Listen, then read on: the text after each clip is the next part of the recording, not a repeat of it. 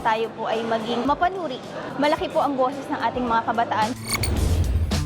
Matuto, matuwa. B1, tama. Isang makabatang araw po sa ating lahat. Ako po si Maria Joelyn Abendan, Officer in charge of the National Council for Children's Television. Ang National Council for Children's Television or NCCT ay may mandato para gumawa ng mga polisiya at sumuporta sa mga programa para sa mga kabataang Pilipino natin.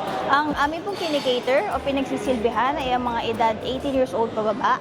Kaya naman po ang mga programa na pinapalabas ngayon ay aming tinututukan upang masigurado ito ay naaayon sa kanila.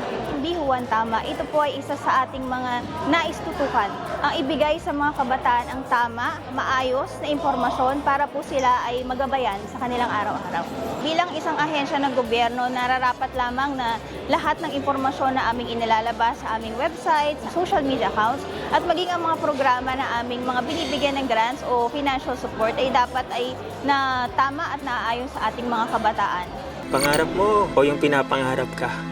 Inihahandog ng GMA ang isang napapanahong mini-series para sa kabataang Pilipino. Okay ako.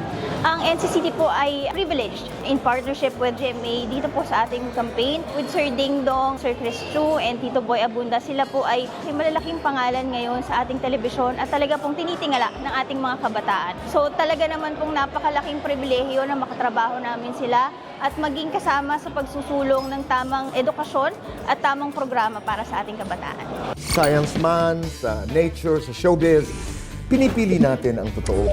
Pinipili natin ang facts. Pinipili natin na maging makabuluhan habang nagbibigay ng saya. Yan ang deserve ng bawat Pilipino dahil yan din tama.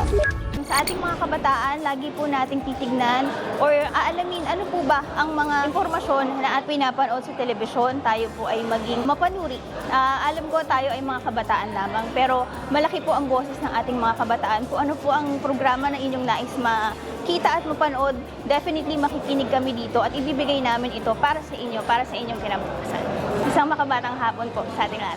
Piliin ang tamang impormasyon sa GMA. Kasama ang Synergy, Anak TV, NCCT, OCD, HEP.PH, AWU, WWF Philippines.